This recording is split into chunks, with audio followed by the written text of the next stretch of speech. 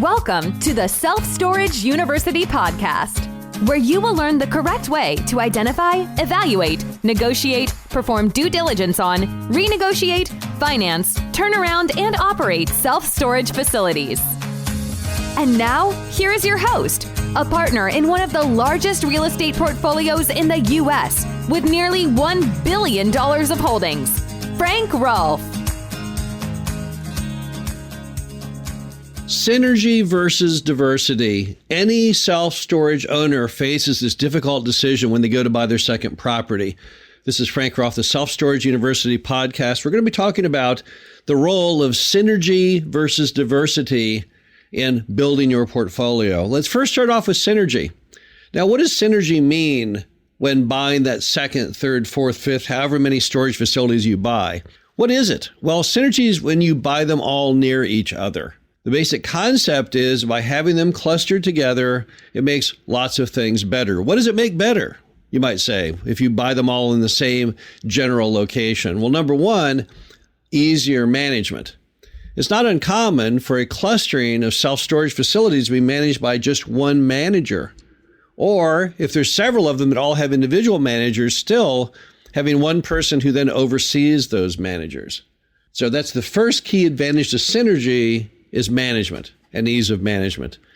The second is it makes it easier to analyze the market, right? So if you only have to do a deep analysis of the market at one time, that's a whole lot easier than doing a separate analysis on a whole bunch of different markets.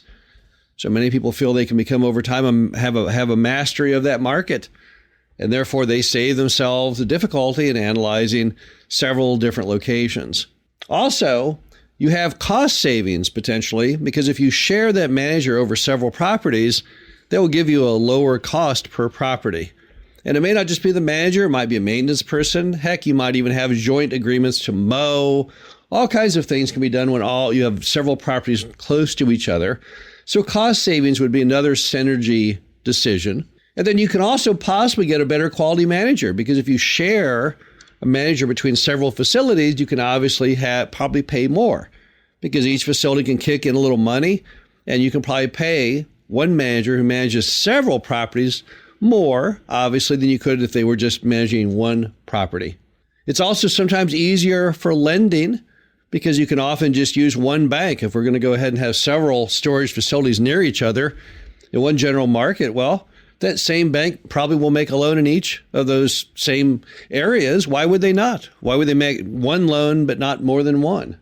And also, when you go to sell at the end, you may get a higher price, because instead of selling X number of units, you're going to send 2X or 3X or 4X. And there are buyers out there who will pay more to have that kind of synergy. So there's all kinds of reasons that synergy sounds good, but there's one huge bad item, and that is synergy leads to a lack of portfolio diversity.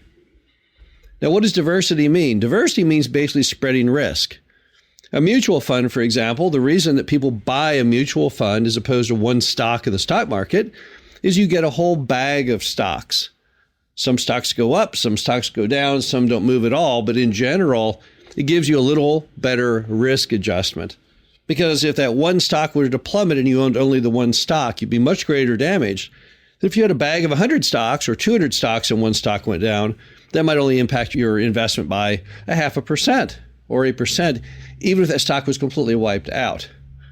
Now, there's some other good things about diversity, obviously, because not only are you reducing your risk due to market forces, because none of us really know in today's crazy America what's going to happen in many of these cities and states regarding employment. So you may have entire industries taken down. We've seen industries taken down in recent times, particularly during COVID. So there's every reason to believe that, over time, even markets we think are very, very strong because one certain employer might still, over time, go down the drain. And the other is weather events. As we all know, the weather keeps getting more severe in America constantly. More hurricanes, bigger hurricanes, more flooding, bigger floods.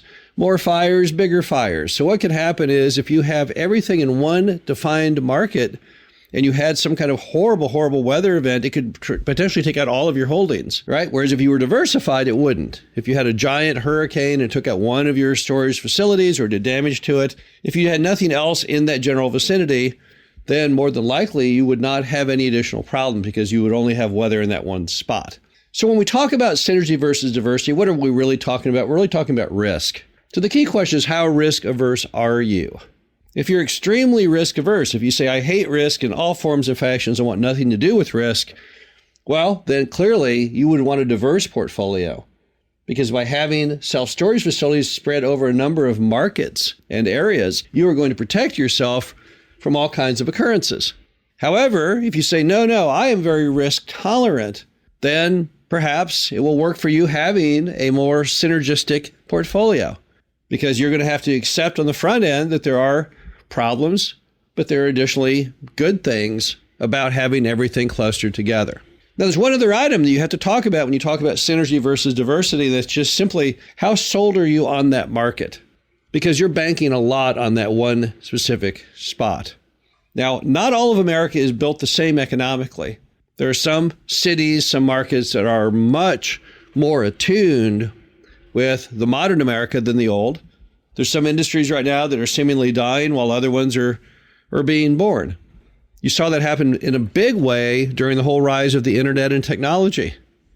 Areas of America that before were thought to be very rock solid suddenly lost a lot of their employment, and other areas that had never even seen the industry before, such as the rise of the internet in Northern California, for example, suddenly became hugely powerful as that industry rose. So if you're going to be a synergistic buyer, one key question to me would be, how sold are you on that spot?